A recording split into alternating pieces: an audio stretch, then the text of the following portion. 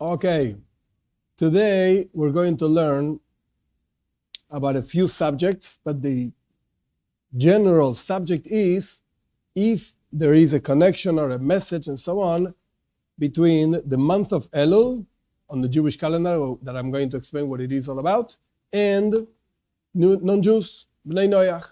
So let's go. First of all, a very quick, so to speak, and as easy as I can, explanation of the Jewish calendar, because that's going to help us to understand this word Elul, the name Elul, and so on. So again, this is a complicated subject, so I'll try to be as brief as possible and as clear as possible. Point number one, the sun, the cycle of the sun, and so on, that controls the seasons of the year. That means summer, winter, and so on.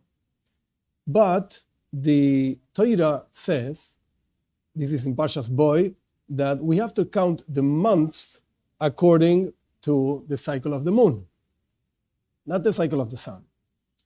Therefore, we have a quote-unquote problem that, of course, the Torah solves pretty easily. If we count the seasons by the sun, and then we count the months by the moon, the problem that is going to come up is that God says in Torah, you have to guard the month of Aviv. Aviv means spring in Hebrew. It's not a name. It's a season's name. That means it's not a name of a month. It's a season's name. So if Pesach, which is the holiday that falls in the month of spring, has to always be in spring, on spring, and Pesach is the month of Nisan, but the spring is controlled by the sun, and the months are controlled by the moon. So we're going to have a problem, because the sun has a cycle of 31 days, and the moon has a cycle of 30 days. That means 29 and a half days. So that means we're going to have a problem when time starts adding up year after year.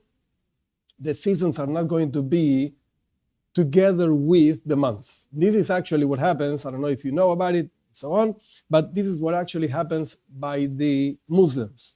They have a calendar that's just based on the moon, and therefore their holiday, this Ramadan thing that they fast and so on, it falls constantly on different times of the year, in different seasons of the year, because they don't care about the sun, they just care about the cycle of the moon. But in Judaism, since the Torah says that Pesach has to always fall in spring, again, we have a problem. Nisan is the month of Pesach, spring is whatever, spring, and so on.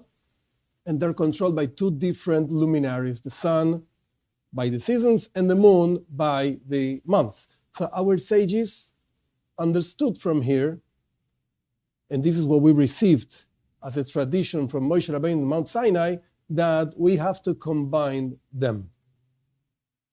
How do we combine them? By adding from time to time, every 3-4 years, a leap month, a whole month.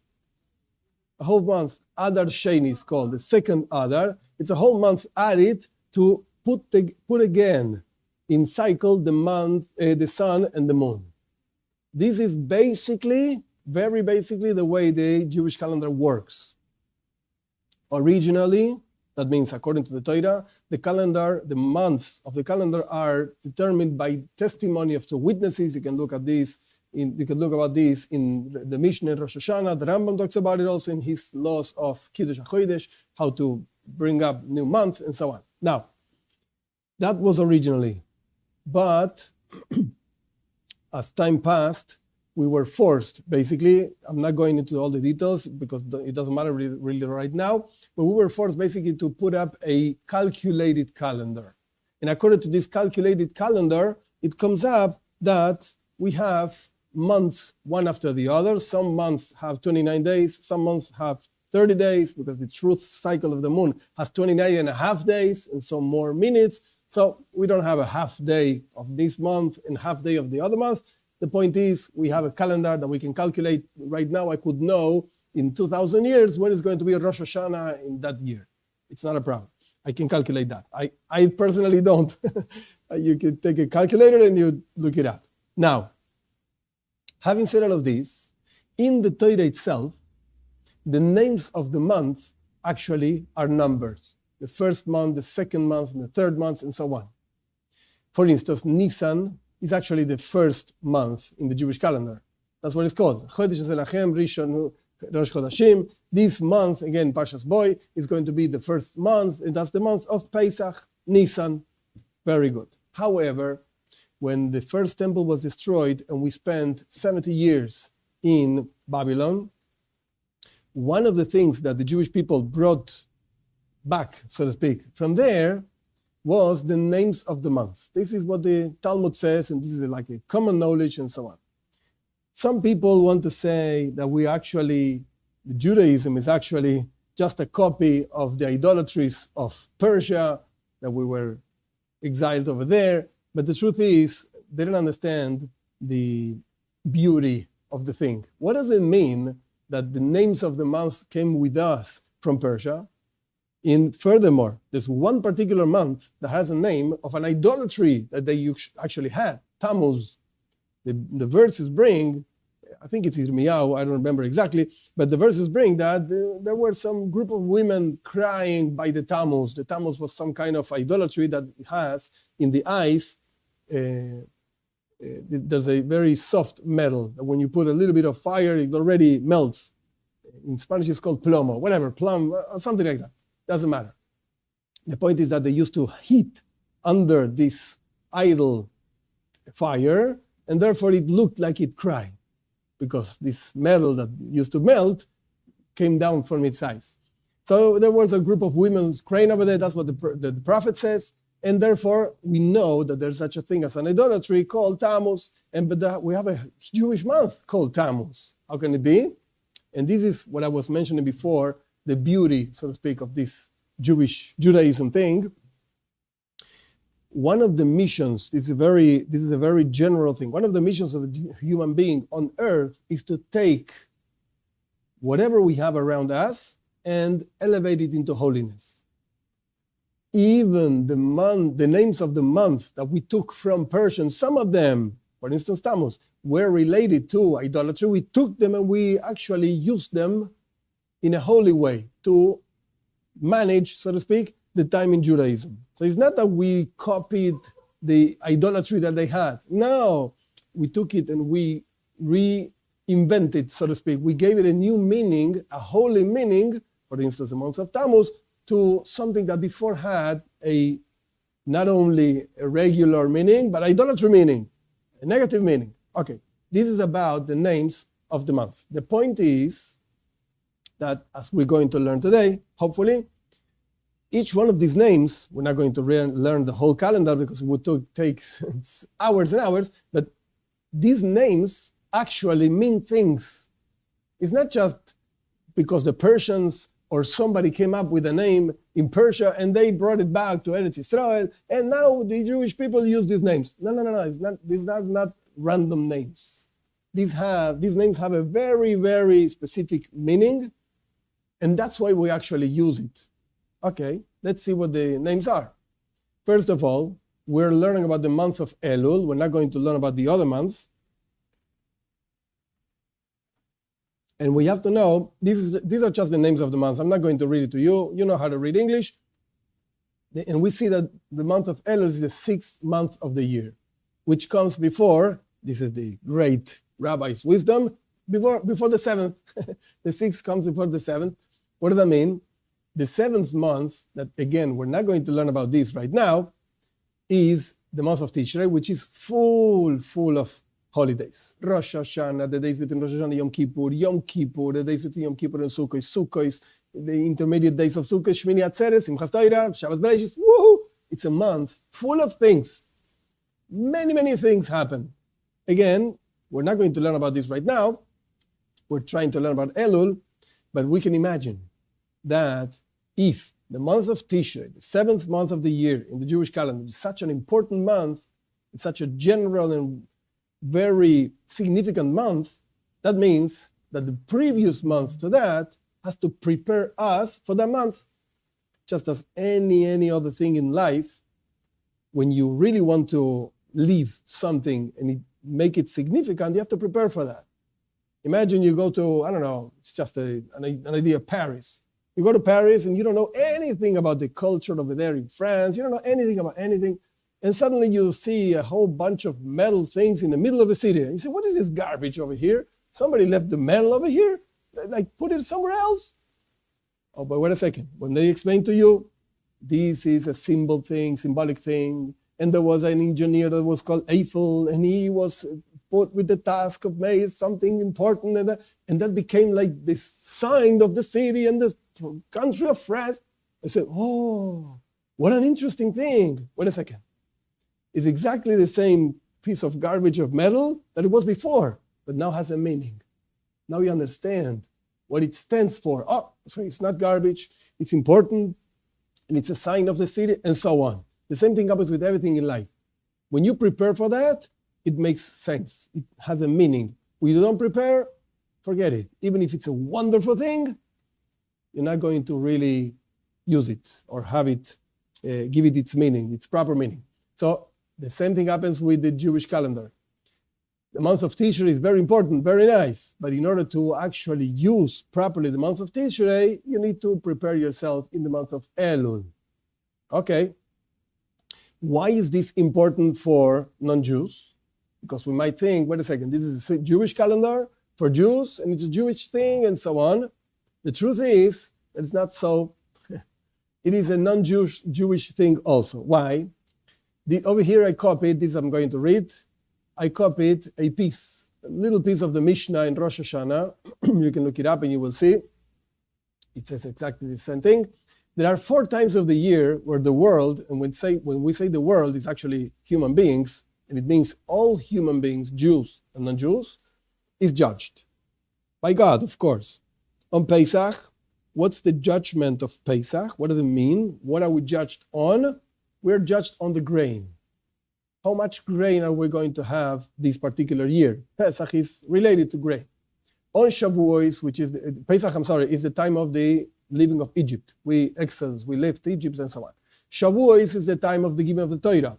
And the world is judged on the fruits of the tree, which is not the same thing as grain. Very briefly, because I don't want to get into this, grain, it used to be, maybe not today, but it used to be the most important food. Like if you had bread, you leave. You don't have bread, that's it, because the other foods were very expensive. Meat, forget it. Who eats meat? Maybe they ate some vegetables, but bread was the main food. So that means that in Pesach, if you're judged for the grain, that means that you're judged for the food you're going to eat this year. Very important. However, fruits are not as important as bread. Fruits are like pleasurable things, sweet or whatever the fruit is. That's not necessary for living. Rather, it's like pleasurable things. So in Pesach, we're judged for the main food of the year. In Shavuos, for the pleasures, quote unquote, of this year. I mean, in a good sense. On Rosh Hashanah, which is the thing that it's important for us right now, all creatures, again, it means human beings, all creatures pass before him, before God, like sheep, one by one. Kibnei Maran, says the Mishnah, like each sheep by itself, as it is written, he, God, of course, who forms their hearts together, he who understands their action, all their actions. So God knows exactly what we think, God knows exactly what we do, he has it all written down, and in Rosh Hashanah we are judged for the previous year, what we did and we didn't do, and for the next year. And on the festival of Sukkot, the holiday of Sukkot, we're judged on water, which is also a very fundamental thing. If you don't have water, even if you have grain, it's not going to grow, whatever, water. That's why we pray actually in Sukkot about the water, and we ask for water, and so on. Okay, so we do see that our sages are very clear that all these judgments actually are for every single human being. Like, it doesn't rain just for the Jews, it doesn't grow grain just for the Jews, and so on. It's for everybody.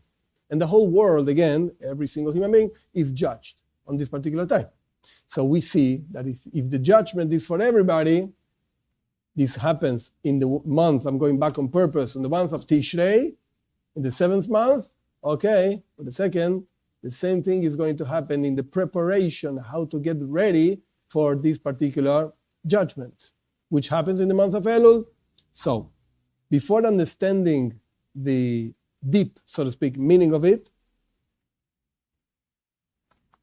since the main thing in Judaism is to do, deed is the main thing, Amaise Wa'ikar, that's how our sages say it, and Asiyah Le'eila in the Zohar also, the main thing is to actually do something. So what do we do in the month of Elul, in the month of Elul, to prepare for the month of Tishrei?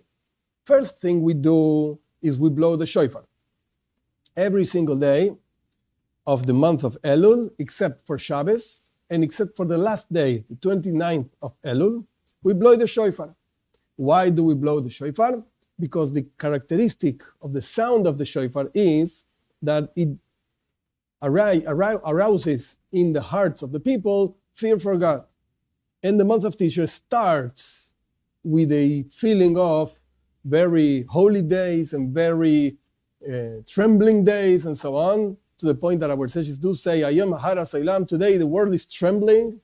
Other translations, today the world was born actually, but you know what? Rosh Hashanah is not the day of the born of the world being born, rather human being being born. But that's a different story for Rosh Hashanah.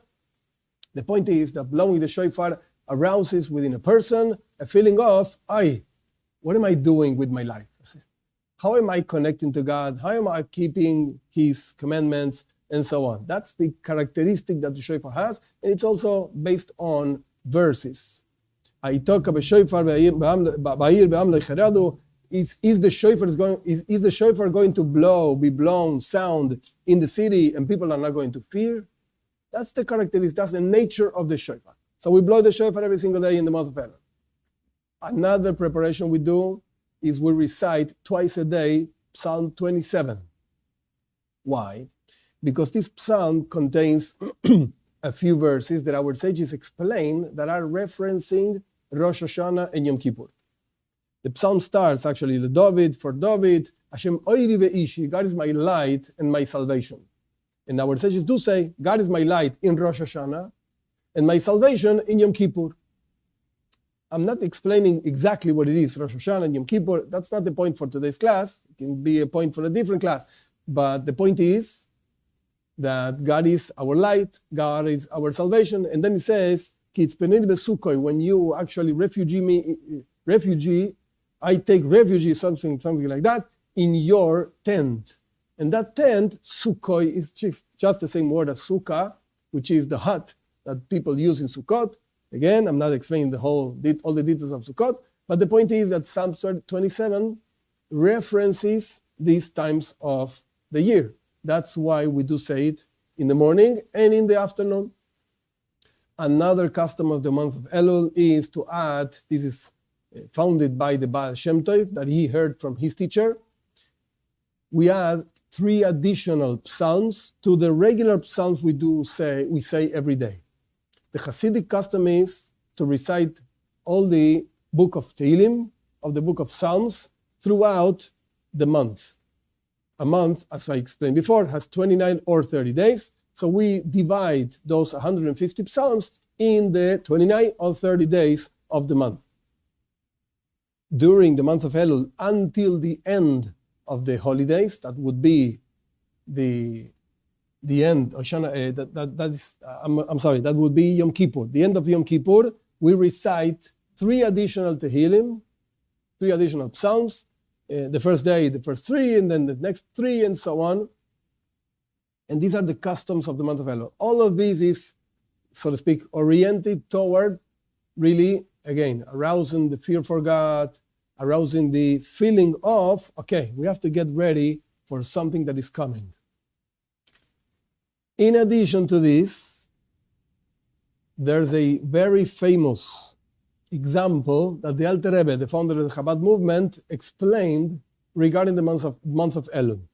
It is brought down in the books, the holy books, Kabbalah, Hasidus, whatever, that the month of Elul is the month of mercy. God has mercy on His creation during the month of Elul in order to actually, when starts the month of Tishrei, there's a judgment. But first comes the mercy and then comes the judgment. Interestingly, it's not the other way around. So in the month of Elul, again, the Alter Rebbe says the king is in the field, which everybody talks about it, and everybody says, yeah, the king in the field and so on. But where does it come from, and what does it really mean? In order to understand what it means, the Alter Rebbe gives a whole example of the king in the field. But what is the example on? Like, what is he talking about? What is this example actually explaining? And the idea is like this. As I mentioned before, it is known in the books of holy books, whatever, Kabbalah, Hasidus, that the month of Tishrei is the month of mercy. Why is it a month of mercy? Because there's a specific godly revelation called the 13 attributes of mercy. These are found in Pashas Kisisa, when Moshe Rabbeinu is asking forgiveness for the Jewish people that made the golden calf, and God teaches him basically 13 ideas. Kel rachum v'chanun erech apayim v'rav chesed. That's a whole thing in Hebrew, that God is merciful. I don't know all the words in English, forget it. And he is slow for anger, and all kinds of things. Very interesting things in Parshas Kisisa. These are called the 13 attributes of mercy, which is a whole argument in the Talmud where they start with the name of God. It doesn't start with the name of God. We're not going to go into that now. The point is that in the month of Tishrei, there is a revelation of the 13 attributes of mercy. Very nice, but this brings a problem, a big problem, so to speak. Why? Every single holiday of the Jewish people, and furthermore, Shabbos, the seventh day for the Jewish people, there's also the same revelation. Same thing happens. Just as in the month of Elul, the 29 days of the month of Elul, there's a revelation of the 13 attributes of mercy. Same thing happens every single holiday. Rosh Hashanah, Yom Kippur, Pesach, whatever you put the name, it doesn't matter. It's the same thing. There's a revelation of the 13 attributes of mercy. But then, how come the 29 days of Elul are not holidays? That's the question that Alter Rebbe raises. Should have 29 days of holidays, because the same revelation happens in the holidays than in the month of Elul. So why is it that the whole month of Elul, 29 days, are not holidays, a whole long 29-day holiday? And the Alter Rebbe answers with this example of the king on the field, in the field. What's the example? I'm going to read it with you. These are the exact words of the Alter Rebbe in his writings in Likutei Torah. Before the king enters his royal city, you have to pay attention because there are so many details that people just overlook, but we're going to talk about a few of them. Before the king enters his royal city, the city's inhabitants come out to greet him in the countryside, in the field. And each and every one of them is allowed to salute the king. He greets them with a pleasant expression in his face and smiles at everyone. And then when the king goes to the city, they follow him. Everybody's going with the king. Then when he enters his royal place, palace, whatever, no one enters except with permission. Only the chosen ones and privileged few. This is what the Alter Rebbe explains in order to answer the question I brought before. How does this answer the question? The answer is, simply speaking, it is not the same thing to see the king in his palace with his royal garments and so on, than to see the king in the field. He is also the king, but he's not with his royal garments, and he doesn't look so much like the king in the palace. So when the king is in the field, everybody can talk to him and everybody can go to him, and he receives everybody with a happy face and smiles and so on. But when the king is in the palace, oh no, he doesn't receive everybody. Not all can go into the king and talk to him, and he's not going to listen to everybody, and he's not going to show a smile to everybody. No way. So in this example, again, there are many, many, many details. For instance, where is the king coming from? Like before the king enters his royal city, doesn't the king live in the city, in his palace? So how come he's suddenly going to his palace? Where is he coming from? And the people of the city go out of the city and they receive the king in the field, and then they go back to the city, but not everybody goes into the palace. So who are the people of the city? And why did the king leave his palace? Like in the first place, what is he doing? Just stay in your palace and you're fine. Why is it traveling? What for? So again, there are many, many details and a few explanations of the details. But what I would like to bring out are four ideas regarding this. Point number one, where is the king traveling to? Where is he going? There are three states where a person could be. You could be in the king's palace, you could be in the field, or you could be in the desert. These are the three places, so to speak. And the state of the king in these three places is completely different. The king in the palace, he's revealed, he's the king, he's all-powerful and so on. The king in the field, he's with different garments. He is the king, but with different garments. And with this we answer why the month of Elul is not 29 days of Yom Tov. Because when Yom Tov and the festivity, holiday is actually the holiday, so you see the king as it is, as if it was in the palace. But when you see the king in the field, it's not a holiday, it's the month of Elul. It's not really the same thing. Therefore, it's a lower type of holiday. Therefore, the days of the month of Elul are regular days, except for Shabbos, of course. And there's that same revelation of 13 attributes, but in a different way, in a lower level, so to speak. Okay? But when the king is in the field, he is revealed as the king, but it's not exactly the same as in the palace. He's with different garments. And in the desert, what defines actually a desert? The fact that there's nobody sitting there. That's why it's a desert. There's nobody over there. So when the king is in the desert, it's very difficult to feel him. Very difficult to actually find the king in the desert. And these three states, so to speak, in space, palace, field, desert, actually are three states in ourselves. We ourselves. And are also three steps in time. What do I mean?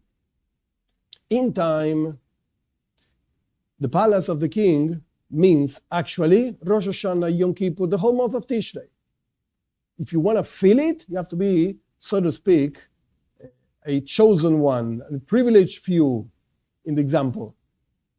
So again, to feel Rosh Hashanah, to feel Yom Kippur, you have to get ready for that.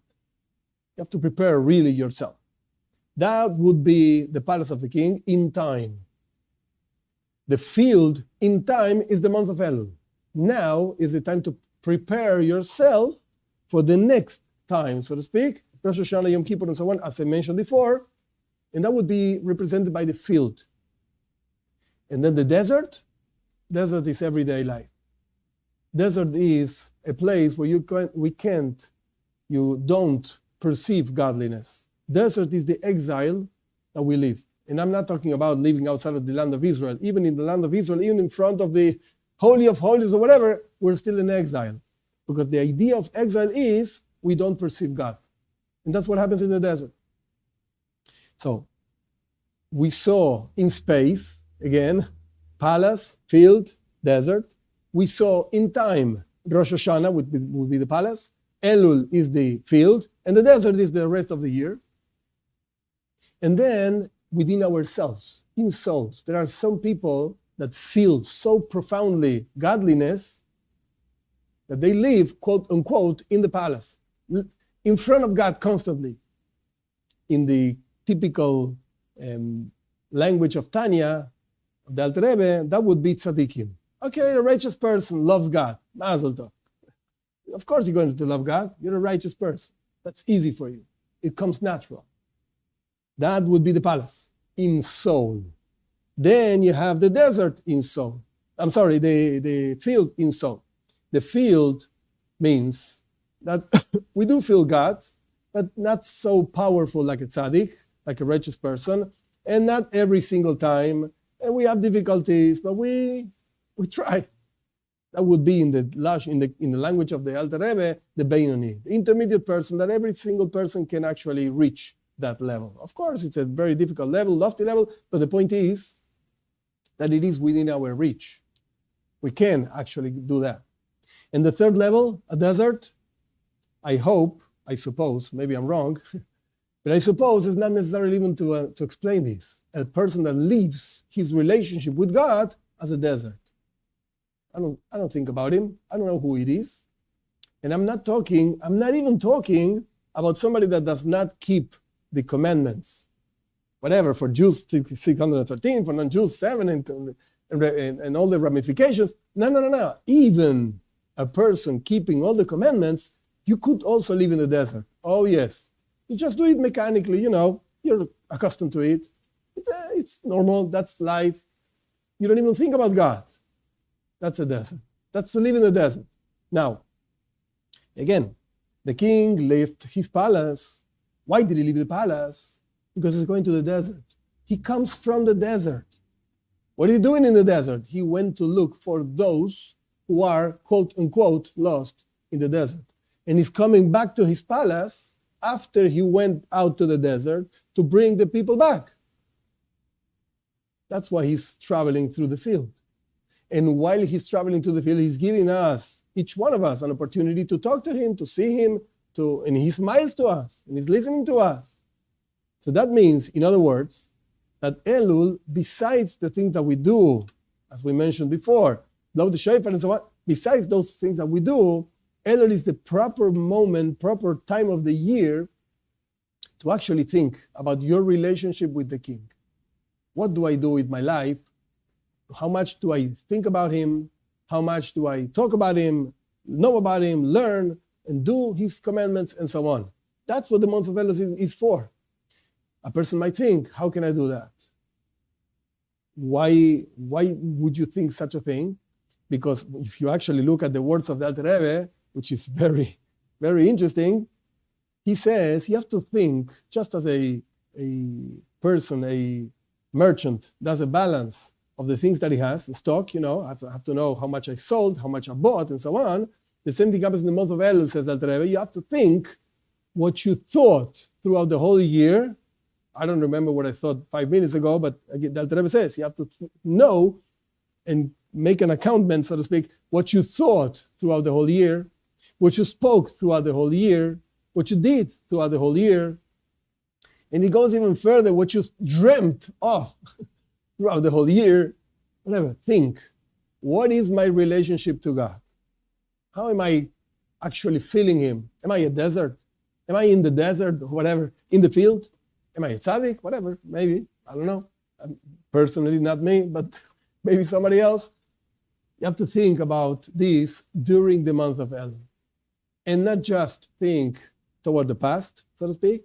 You have to know what's going to happen in the future. That means what are going to be your good resolutions for the next year? And based on the way you made the balance of the previous year and your expectations of yourself for the next year, that's the judgment of Rosh Hashanah. That's why Elul, again, this month, is the necessary preparation for the next month of Tishrei, 6 for the 7th. Because the judgment is only going to be good if we prepare properly. Because we did tshuva, we repented in the month of Elul about all the things that we didn't do properly, and again, we take good resolutions for the next year, and so on. This is basically what the month of Elul is all about. And going back a second, the things that we do in the month of Elul are just tools to help us actually do what we're supposed to be doing.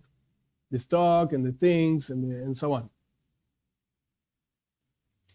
Now, this doesn't finish over here, because there are more details about exactly what to think about. Because this is very nice. Yeah, the thoughts and the speech and the action, but in which sense? So then we go into the word. Wait, what is it going? Okay. The word Elul itself. Don't worry about all the Hebrew in the screen. Even if you don't know Hebrew, I'm going to explain all this. Just for those who know at least the letters, it's going to be a little bit easier. But even if you don't know the letters, don't worry, it's going to be fine. Our sages, this is based on the teachings of the Arizal, Mekubal, a Kabbalist in Tzfas, 1500s. The Arizal taught that the word Elul, and this is going back to the beginning of the class, where I was explaining about the names of the months, that they have meaning, they're important, and so on. So let's see the month of Elul, the name Elul. That the word itself doesn't mean anything, it's just a name. Okay, wait a second, it's not so easy. Over here in the top, you will see the word Elul. Aleph, Lamed, Vav, Lamed. 4 letters.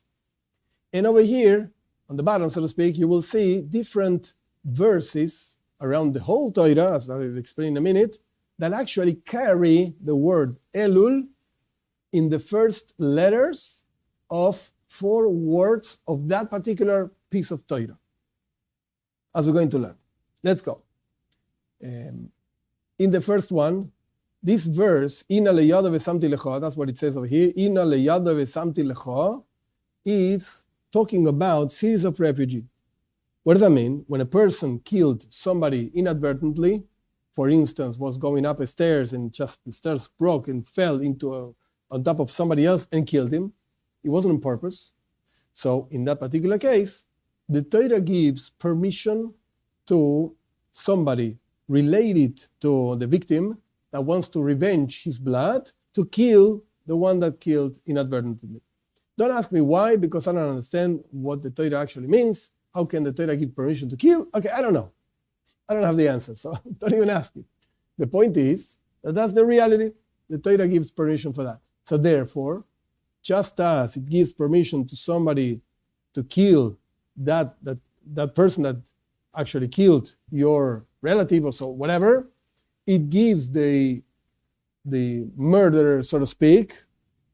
It wasn't a murder, but it was inadvertently, but whatever, gives this person a place where to hide, where to be protected.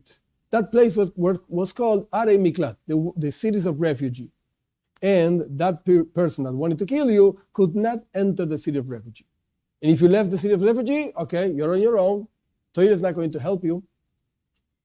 Now, our sages explain that the month of Elul is a time of refuge for each one of us.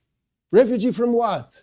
From that person that wants to kill us, so to speak, advertently or inadvertently, doesn't matter, which is the Yetzer Hara, the evil inclination inside of each one of us.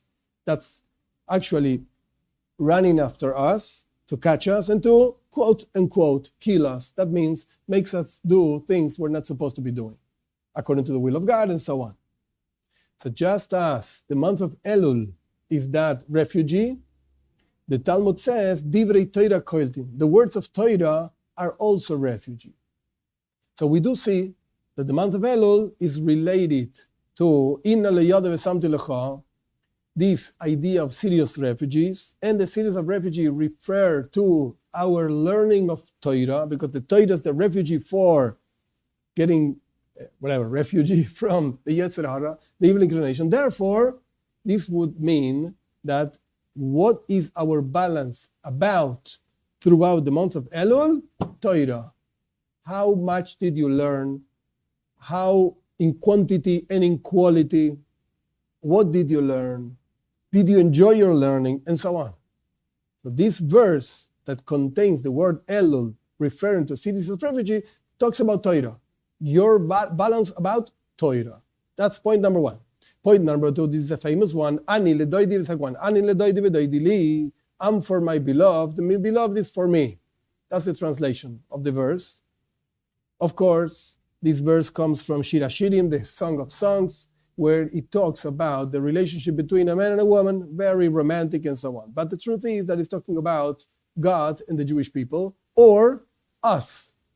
Put it any name you want to put it, because we explained already that Rosh Hashanah, Yom Kippur, and so on have some kind of expression for non-Jews also. So we also have this idea of Ani ledoidi v'doidi li, I'm for my beloved, and my beloved is for me, for non-Jews. Their relationship to God. How does this relationship actually work? So we see Ani starts with the word Aleph. You see Aleph, Lamed, Vov, Lamed. These 4 letters of the word Elul. In Elul, we have to think about our relationship toward God. How does a person actually develop this relationship? It is brought down in many places, in Hasidus, in Kabbalah, and so on. That's the time for tefillah, prayer.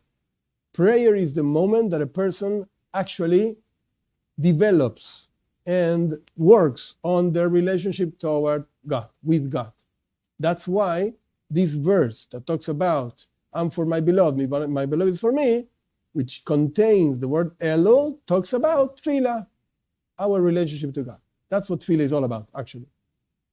The word tefillah itself, even though it's not a class about tefillah, but the word tefillah itself is a toifel, to get together. When you put together pieces of a broken vessel, that means to toifel, to put together. So we put together ourselves, so to speak, with God during tefillah. That's what it's all about, tefillah. So, in Elul, we think about Torah. In Elul, we think about tefillah. How did we pray? How did we relate to God? And so on. Third idea is, the verse says, "In ish lere'eyu umatono is le'evyonim." This verse is in the book of Esther, by the end. A man to his fellow and gifts to the poor. That's what it means, this verse. And he's talking about the way to celebrate Purim. I'm not going to explain Purim right now because it's not the point of the class. But the way to celebrate Purim is by giving gifts to the poor. In general, we say that this idea of gifts for the poor, which in Hebrew is called tzedakah, refers in general to all the mitzvahs, all the commandments. Because after all the commandments are called tzedakah. God actually gave us tzedakah, charity, so to speak, that he connects to us through these commandments. He even gave us a framework to work and to live and so on. That's tzedakah that God did with us. And he's expecting us to do tzedakah with the rest of the world. So in the month of Elul, we think about how did we give tzedakah, charity, or in general, how did we deal with the mitzvahs, with the commandments throughout the last year. So all these things are ideas that a person is supposed to be thinking throughout the month of Elul about the rest of the year. How was it the rest of the year? And how is it going to be my next year? Am I going to take a resolution to do better and so on? Moving on, another verse, this one is in Parshas Nitzavim, if I don't remember wrong. Es levavcha ve'es levav zarecha. The whole verse, it's a long one, the whole verse talks about circumcision of the heart. God is saying, Umal Hashem Elokecha es levavcha ve'es levav zarecha. God is going to circumcise your heart and the heart of your descendants to love him and so on. So there is this idea of circumcision of the heart. What does it mean to circumcise the heart? What's the point over here? The simplest explanation is tshuva. Tshuva means repentance in general or return. What's the connection over here with circumcision? What's the idea? Okay, without going into all the details, I hope you understand and so on, but circumcision means to cut a piece of flesh, actually, that is covering a specific part in the man, not in the woman, in the man. That's what circumcision is all about. Something that is covered has to be uncovered. And the truth is that throughout life, each one of us lives life in such a way, in many cases, in such a way that we end up covering our own hearts, making harder our own hearts. The way we talk, the way we think, the things we do in life is not just whether you follow God's commandments or not. It's not just that. Of course we have to follow God's commandments. But the point, what I'm trying to bring out is, when a person does not follow God's commandments, that generates a covering in the heart. In other words, our sensitivity towards godliness decreases. This is just like when a person is a carpenter and has all the fingers, very hard skin on the fingers because of the work. And they lose sensitivity because they have to work with hard materials and hard wood and so on. So they lose sensitivity. The question is, how much are we sensitive toward godliness, towards a good deed? What arouses in our hearts love for God, fear for God, and so on? That's why this is directly related to tshuva. Tshuva means at some point in life, we lost this sensitivity. And we have to go look for it. How do you do that? Circumcise your heart. Oops. What does that mean? In simple words, do tshuva. Repent. That repentance together with confession. For instance, confession means toward God, not with somebody else. We don't confess with other people. We confess to God directly. That brings down and destroys all the coverings of the heart that we actually built throughout life. And that's why this verse, God is going to circumcise your heart, and the heart of your descendants, your children, and so on. That's directly related to the word Elul, because the word Elul is in these four, the beginning of these four words, the letters Aleph, Lamed, Vav, Lamed, and that's related to tshuva. We have to think, again, throughout the whole year, how did we do tshuva? How did we confess? How we didn't confess? And so on. And the last one, this one is interesting because it's turned around. Ashir al Hashem vayomru lemor. The truth is that the verse says the other way around. Vayomru, the third word first. Vayomru lemor, Ashir al Hashem. This verse is in Shir HaSayam, in the song that the Jewish people sang when they passed the Red Sea. That some people said the Red Sea, which is it's wrong. It's the Red Sea that somebody erased IE somewhere in the middle. Okay, this verse again is talking about this particular song, and that song is a reference to the times of Mashiach, to the coming of Mashiach. Why? What's the relationship? Because over there it says that Moshe Rabbeinu is going to sing. Ashir al Hashem, I will sing. Wait a second, you were singing 3,000 years ago. What do you mean you will sing? Yeah. Our sages say this alludes to the resurrection of the dead. Moshe Rabbeinu is going to resurrect, and then he's going to sing. Again, the same song. So therefore, this particular verse, Ashir al Hashem, I will sing to God, it's a reference to Mashiach, to the coming of the Mashiach. And therefore, the other, so to speak, balance, the other thoughts we have to check throughout the whole year is, am I waiting for Mashiach? Am I working toward the coming of Mashiach or not? What's my relationship with this subject? Some people want to just, put it away for different reasons, whatever. But am I into that or not? So just going back to make a summary of what we learned. Point number one, the Jewish calendar, it's a very particular one. It's a combination of sun and moon cycles. Whether the sun and moon go around the earth or the earth around the sun and so on, it's a discussion that doesn't make any sense, because to modern physics, if you have two things moving in the space, it's impossible to say which one is moving and which one is standing. So if you're staying in the sun, the earth moves. If you stand in the earth, the sun moves. So it doesn't make any difference to actually explain that. That's the Jewish calendar, the cycle of the sun and the moon together.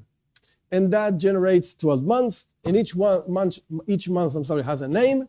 Elul has a very specific name that came from Persia.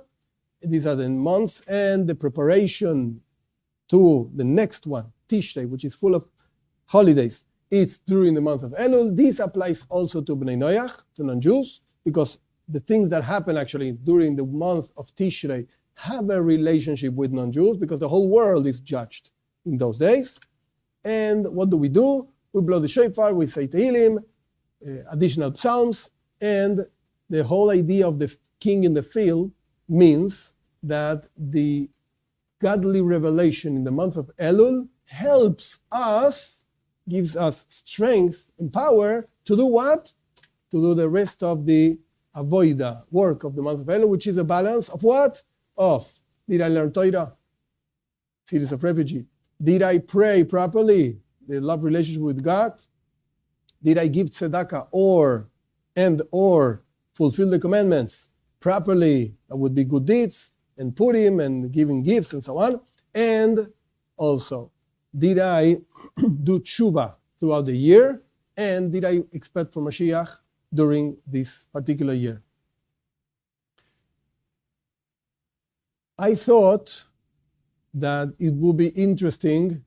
If you want, I can blow the shofar, and whatever, we do some Elul thing. So if you give me a second, I'll pick it up. I forgot to bring it before.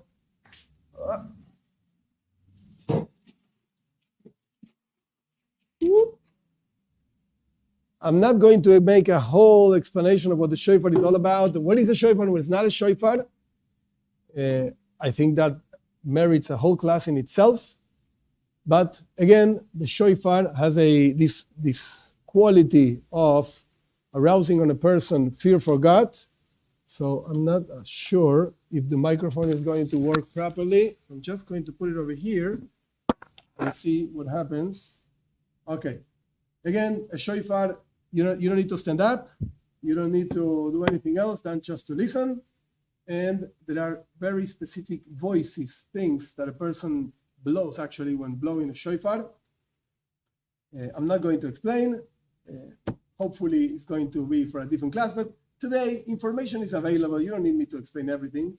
You have the information in internet. You look up how to blow the shofar and it's going to tell you. So let's do it. And with this, we're going to finish the class. Be'ezras Hashem, of course, if you have questions and so on.